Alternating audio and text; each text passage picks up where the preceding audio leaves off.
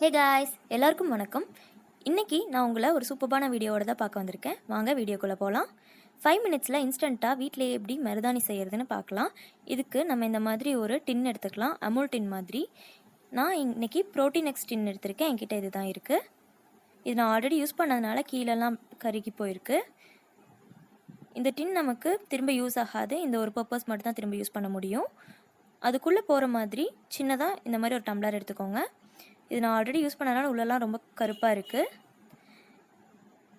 And அது கூட நம்ம 2 டேபிள் ஸ்பூன் மைதா மாவு எடுத்துக்கலாம். அது எதுக்கு நான் பின்னாடி சொல்கிறேன்.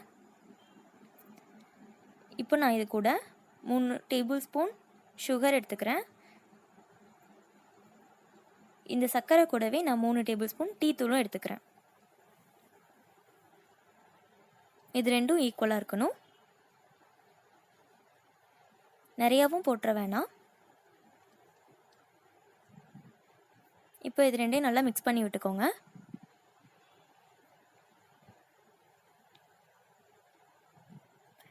இதை நல்லா மிக்ஸ் பண்ணிவிட்டு இதை நம்ம அந்த டின்குள்ளே போட போகிறோம்.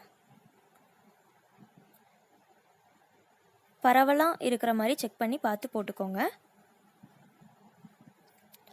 இது போட்டதுக்கப்புறம் நம்ம இந்த டின்குள்ளே இதை நல்லா ஷேக் பண்ணி விட்டுட்டு எல்லா இடத்துலையும் ஸ்ப்ரெட் பண்ணிவிட்டு நடுவில் நம்ம அந்த டம்ளரை வச்சுக்கலாம். இந்த டம்ளர் நமக்கு திரும்ப யூஸ் பண்ண முடியாது. இந்த ஒரு பர்பஸ் மட்டும் தான் நம்ம யூஸ் பண்ணிக்க முடியும் திரும்ப. இது சென்டராக பார்த்து ப்ளேஸ் பண்ணிக்கோங்க.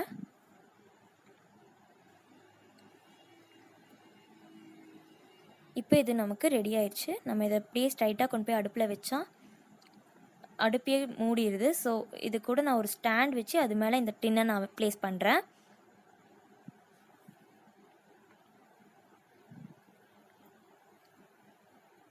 இப்போ ஸ்டவ் ஆன் பண்ணிவிட்டு டின்னை நான் ப்ளேஸ் பண்ணிடுறேன்.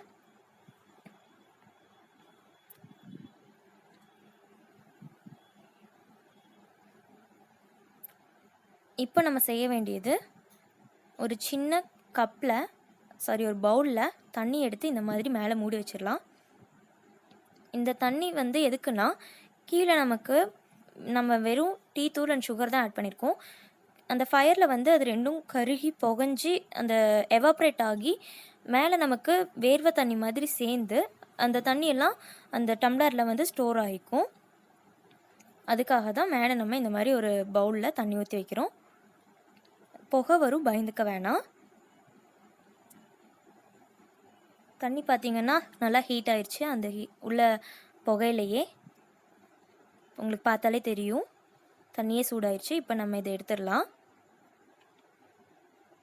பாருங்கள் எவ்வளோ நல்லா வந்திருக்குன்னு. உள்ள டம்ளரில் தண்ணி இருக்கிறது உங்களுக்கு தெரியும்னு நினைக்கிறேன். கொதிச்சிட்ருக்கு. தண்ணி நம்ம எதுவுமே ஊற்றலை, சும்மா அந்த எவாப்ரேட் ஆனதுலேயே நமக்கு இவ்வளோ தண்ணி ஸ்டோர் ஆகிருக்கு, கலெக்ட் ஆகிருக்கு.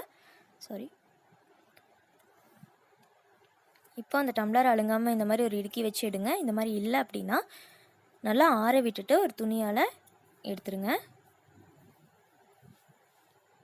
கீழே பார்த்தீங்கன்னா அந்த சர்க்கரை டீத்தூள்லாம் நம்ம போட்டோம் இல்லையா, அதெல்லாம் இந்த மாதிரி கருகி போயிருக்கும். இது ஒன்றும் பிரச்சனை இல்லை. நம்ம வாஷ் பண்ணி நம்ம அந்த டின்னை பத்திரமா எடுத்து வச்சுக்கலாம் நெக்ஸ்ட் டைம் யூஸ் பண்ணுறதுக்காக.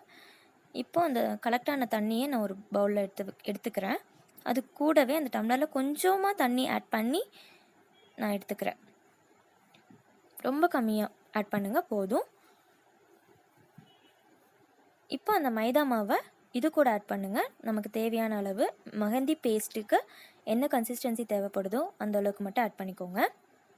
நம்ம மைதா தான் ஆட் பண்ணணும்னு இல்லை, வீட் ஃப்ளோர் ஆட் பண்ணலாம். ஒரு சிலர் இதுக்கு குங்குமம் கூட ஆட் பண்ணுவாங்க. பட் குங்குமம் ஆட் பண்ணி அதை நம்ம வேஸ்ட் பண்ண வேணாம். ஸோ நம்ம இது மாதிரி சூஸ் பண்ணிக்கலாம். ரொம்ப திக்காக போயிடுச்சுன்னா கொஞ்சமாக தண்ணி ஆட் பண்ணிக்கோங்க. பார்த்துக்கிட்டு இந்த பதத்தில் இருக்கணும். பாருங்கள், நம்ம மெஹந்தி எந்த கன்சிஸ்டன்சியில் இருக்குமோ அதே மாதிரி நம்ம எடுத்துக்கலாம். இப்போ இதை நான் அப்ளை பண்ணுறேன். எங்கள் பக்கத்து வீட்டு பாப்பாவுக்கு அவங்க ரொம்ப ஆர்வமாக இதை வச்சுக்கிட்டாங்க. இதை குழந்தைங்களுக்கும் வச்சு விடலாம்.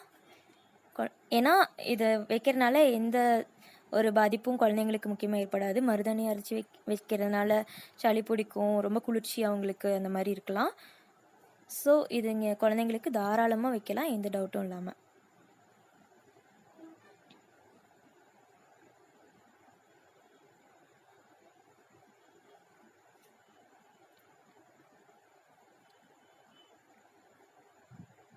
நான் இதை ஒரு பட்ஸில் எடுத்து வைக்கிறேன். உங்களுக்கு இது எப்படி எடுத்து வச்சா கன்வீனியண்ட்டாக இருக்குமோ அந்த மாதிரி நீங்கள் எடுத்து வச்சுக்கலாம்.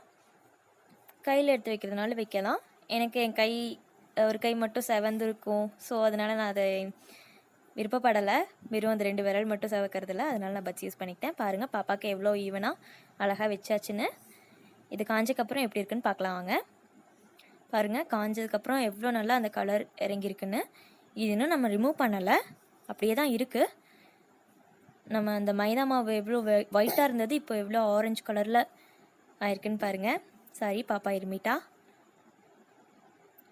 இது என் ஃப்ரெண்டோட கை அண்ட் நானும் வச்சுக்கிட்டேன். நாங்கள் கழுவுனதுக்கப்புறம் இப்படி தான் இருந்துச்சு. ஒரு 1 hour கழித்து நாங்கள் கழுவினோம். நல்லா காஞ்சதுக்கப்புறம் கழுவிடலாம். நாங்கள் கொஞ்சம் நேரம் சேர்த்து வச்சிட்டோம். இப்போ கொஞ்சம் ஆரஞ்சாக தான் இருந்தது. பட் நேரம் ஆக ஆக ஒரு 2 hours கழித்து பார்த்தா என் கை இப்படி இருந்தது. பட் எனக்கு மட்டும் நல்லா செவக்கலை. நான் சோப்பில் கை வச்சிட்டேன் அவசரப்பட்டு. கொஞ்சம் முன்னாடி அவங்க 2 பேரும் பத்திரமா இருந்துக்கிட்டாங்க. நல்லா செவந்துருச்சு. எவ்வளோ டார்க்காக செவந்திருக்கு பாருங்கள், பாப்பாக்கும் என் ஃப்ரெண்டுக்கும். எனக்கு டல்லாக தான் இருக்குது. ஓகே பரவாயில்ல. தம்ப்நெயில்ல இருக்கிறது என்னோடய ஃபோட்டோ தான், அது நான் பொங்கலுக்கு வச்சது. நல்லா இருந்துச்சு.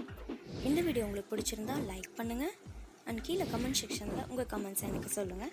மறக்காமல் நம்ம சேனலை சப்ஸ்கிரைப் பண்ணிவிட்டு பக்கத்தில் இருக்க பெல் ஐக்கானை